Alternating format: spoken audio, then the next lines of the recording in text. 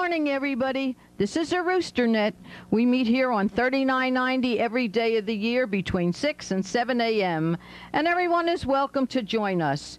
Your net control today is N2AKC Myrtle from Medford Lakes, New Jersey. With the help of some of the original roosters, we are going to attempt to explain how the Rooster Net was started some 37 years ago. N2AKC, this is WB3JFW. Harry, that sounds interesting, Myrtle, but just don't screw it up. Okay, Harry, we'll do the best we can. Did you know the date of the first crow-in was in 1958 by Gus, K3DTR, from New Milford, Pennsylvania? Did you know the first certificate was conceived by our founder, Doug, W2IZI, in 1958? And one of the first certificates was for Joe, K2PTP. Did you know the first rooster picnic was held in 1958 at Harrison State Park on Long Island? And believe it or not, did you know the Rooster Net once had its very own bumper sticker? Did you know Uncle Bill, K3YQK, our chief for over 10 years, was one that older roosters will always remember? Did you know that Tom, W3BED, is now approaching 7,000 check-ins on the Rooster Net? Did you know that Lou, W2BZZ, was the one to name the Rooster Net after hearing a cock-a-doodle-doo, and he was never a rooster? Did you know the first rooster golf outing was in 1979 and held at Westover Golf Club? And last but not least, did you know that Sister Veronica, our rain chair lady, has never allowed rain to interfere with a rooster picnic? We are here in Santa Terra Springs, New York, to talk with Luke, W2SGP, one of the original members of the Rooster Net. Luke, what can you tell us about the early beginning of the Rooster Net? Well, the early beginning of the Rooster Net starts with two people, a student and an instructor. Gus Jica, K3DTR, his final, well, he had another call when he went to Arizona. But Gus and I got him to get his novice license, and we used to work on CW. And we worked CW until he finally could get fast enough on code so he could take his general. Well, after he got his general, we still worked early in the mornings. And we'd get up every morning and talk to each other. And one day, Doug came in, K2IZI. But he only came in once. But Joe came in the next day, K3D, K2DPT. Yeah, well, anyway, it was Joe. And he stayed in pretty steady. Doug came back in later. And that was really the four original roosters. There was Gus and I, Doug and Joe. And the call signs were W2SGP, K3DTR, K2IZI, K2PTP. And then as time went on, we picked up others. And I would have to go into the log books and the call signs and tell you some of them that came in. The name of this thing really came about more by Gus getting up early one morning when the four of us was talking, and when he came on the air, he crowed like a rooster. Then we thought that was quite funny, and we picked up the name, probably Roosters, from that. Well, no doubt we did, because shortly after, Doug gave us all handwritten, hand-drawn roosters with our own call sign on it, and was issued to each one of us. I don't know how many people got those, but probably not too many. Well, how did you decide on the frequency, Luke? It worked up from the AM bands. We got toward 3990. We just, whatever was open in the morning, we most generally went in on. Then we finally got into 3990, and that seemed to settle in. It seemed like we used to get it every morning, and that's just about the way that developed. Well, what about the hour between 6 and 7 and every day? How did that come about? Real simple. That's when we got up most generally, and that gave us time before we went to work. Most of us had to be at work at 7:30 or 8 o'clock, so between 6 and 7 seemed like a good hour. Did you have a different net control every day? It started out with Doug and I, Gus and I used to change back and forth. it was kind of funny because he'd call me one morning and I would call him. And then after a few days, according to the logs, I was net control most of the time. And until Gus finally moved out to Arizona, and at that time I kind of left the rooster net because Gus was a buddy of mine, and of course Joe and Doug were. But my equipment like that got real obsolete. You guys got on sideband, and I had OAM equipment. And every time I came in, someone reminded me I had AM equipment. But actually, I went off the air for a while and then came back. Were you there when they decided on the 20-day check-ins within 90-day periods and then crow in to become a rooster? All that came on after I left. All that was after I left. I wasn't in on any of that. Okay, well then in the very beginning, did you build your own equipment, and how much power did you all run? Well, in the very beginning, I built a one-tuber and learned the code on when I was about 14 years old. In the end, I was running, well, I started out in the rooster net with a DX35 with a Super Pro, military Super Pro. Then I went to an ART-13. It was a single 813 running about 400 watts. And then I finally got rid of that, and due to shift work and all that, it became very difficult for me to operate, and I dumped some of that gear. And then later I came in with a Viking Valiant, and that's when the AM wasn't welcome too much, when I used to come on AM and go on the rooster net and someone would spot that carrier on there. So I really got back in the rooster net when I got some sideband equipment. Now we are here in Reading, Pennsylvania with Joe, W3GOX, formerly K2PTP, one of the original members of the Rooster Net. Joe, what was it like and what attracted you to the Rooster Net? Well, formerly I was on CW. I never cared much for phone until I was working with the Long Island Lighting Company in their Hicksville office.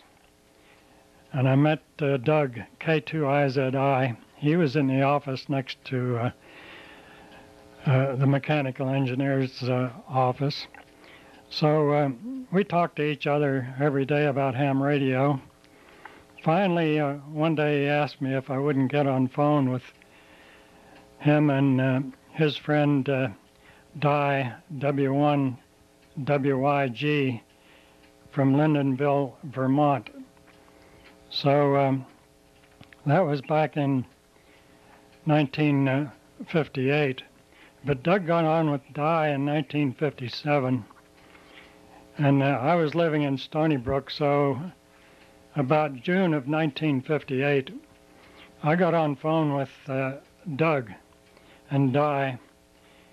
And we got on about every morning at 6 o'clock in the morning, especially on weekends. Usually I couldn't get on every morning because I had quite a distance to travel to go to work. But from that time on, I got on the Rooster Net almost every morning. Did you have what was called a net control station then? Doug, K2IZI, got us together, so he was actually the net control station, and until after he died, then somebody else took over. Well, were there stations then that had to get out early, and were there any stations from Florida?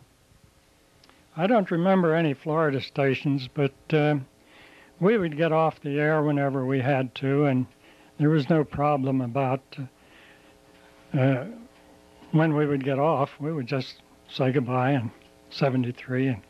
Well, how did the Rooster Net really get its name?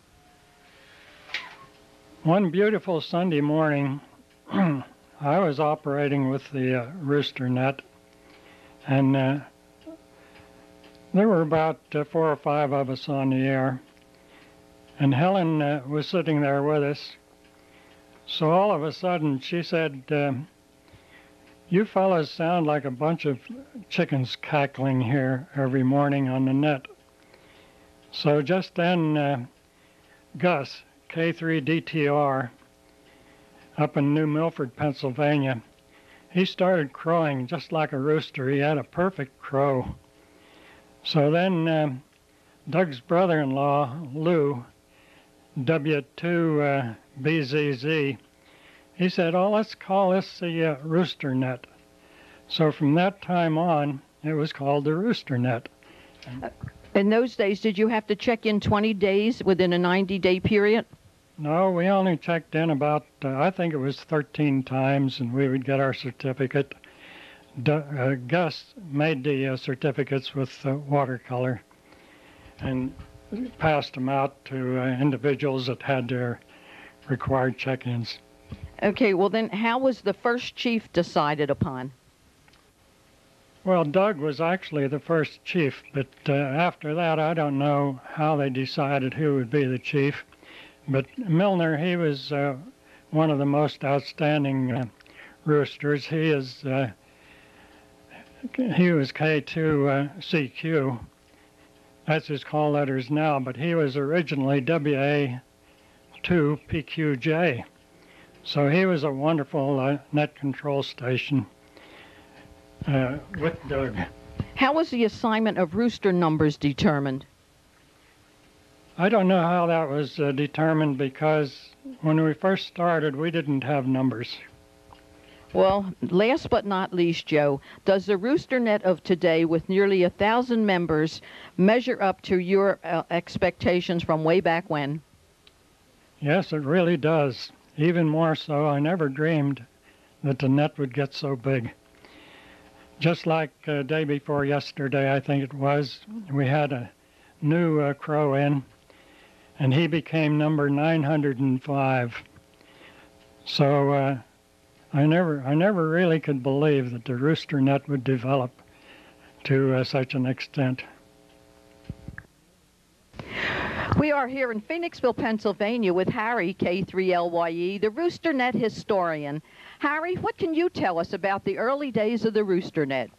Well, the Rooster is a great organization of great amateur radio operators dating back to 1957. Information found in the archives regarding the early net operation, there's a statement by Doug, W2IZI, in a bulletin volume 1 dated January 1966 to the effect that the net was in its 9th year of operation after a modest beginning in 1957.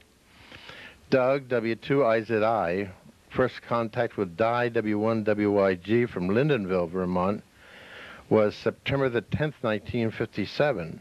Joe, K2PTP, joined the group July the 12th, 1958 on 3918. Shortly thereafter, Min, K2OJY, Gus, K3DTR, and Luke, W2SGP, were regular check-ins. By June 1959, Skipper, W1CPI, Gill, W2JFU, and others had joined the net at 6 o'clock in the morning. And old logs that on November the 30th, 1959, a comment was found, okay, Rooster Net forming. Later on June 5th, 1960, the comment was Rooster Net going strong. Another comment on August the 31st, 1958 reads, phone for the birds. Some suggestions from the chief and the 1966 bulletin were the length of transmissions should be consistent with the number of stations on the net. Another, let's attempt a zero beat with net control. Let's keep the spread down. The possible use of the net was for gathering weather, and to this day it hasn't really changed much. Much of the success of the Rooster Net over the years is due to the outstanding leadership of the chief rooster. The first was Doug Frothingham, K2IZI, from Smithtown, Long Island. Doug ran a home brew rig of 70 watts and got the Rooster Net off to a good start. He was chief rooster from 1958 until 1968. Our second chief was Marty Finch, W5TQT, now residing in El Paso, Texas, and presently at home after a 3-month stay in the hospital. We talked to Marty, who is 81 years old, by telephone. Hello, Marty. It's so nice to hear you. Good. Hello to you, and also extend my hello to all of the rest of the roosters there. It's nice at least to be able to contact you even through this type of method. We don't get on much, been kind of ill or under the weather. But we were very, very happy to be a chief there for the time that we were, and with the roosters that came in. And as a result of it, you guys are doing a real nice job there. So lots of luck to you. Thank you, Marty. Marty was Chief Rooster for 7 years from 1968 until 1975. Followed by Uncle Bill Hutchins, K3YQK from Bryn Mawr, Pennsylvania. Uncle Bill began the assignment of rooster numbers for record keeping and created the Rooster Weekend Get-Together following the 4th of July each year. The year. Last year, Henry W3GYC was the recipient of this award. Where is W3PHL?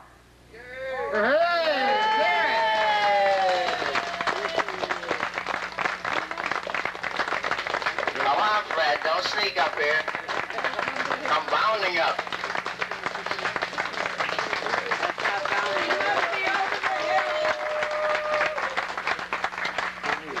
My pleasure, sir.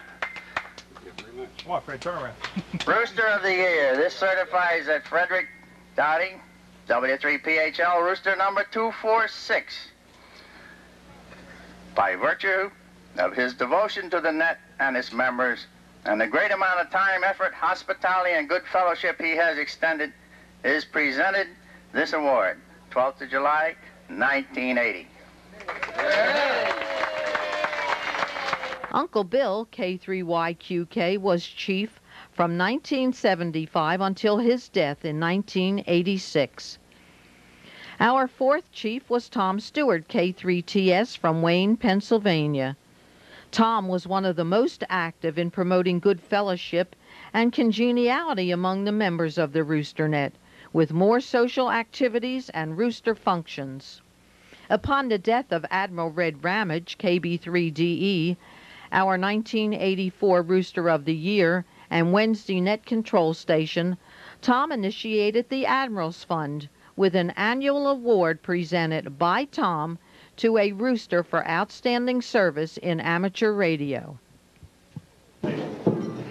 Okay, due to your generosity, and sometimes it's because we're losing people and so forth, the Rooster Fund, the Admiral's Fund that is, has grown substantially this last year. We're up almost to $1,750. It's going up, and hopefully we'll have it continue to grow so that someday we may have a small scholarship for one of our rooster children coming up, that sort of thing, something very unique. At the moment, we're staying with the original format, and we'll probably continue to do that to honor roosters who do something for amateur radio. Tom was Chief Rooster for 5 years, from 1986 until 1991. Our present chief is Henry Aldrich, W3GYC. Henry and Sally reside in East Berkshire, Vermont, near the Canadian border. Henry leaves this beautiful setting and travels about 500 miles to Valley Forge 3 times a year to meet with rooster members and discuss ways to improve the Rooster Net. Every morning after the Chief's Corner on the Rooster Net, Henry's friend Hollis arrives in his 1925 Packard, and they drive about 8 miles to the Richford Diner for breakfast and to discuss the world problems. It is my pleasure to be the Chief Rooster of the finest amateur radio network that is in effect today. I have been Chief Rooster now for 4.5 years, and my tour of duty will end in another year. And I would like everyone to know how much of a pleasure it has been for me to be your chief, including the fact that we have the Chief's Corner every morning at 6:30 on the Rooster Net, and it gives everybody an opportunity to talk to me, to complain to me, and to make suggestions to me so that everybody has a say in the operation of the net. My very best regards to all. We would like to thank everyone for their participation in this presentation, The History of the Rooster Net.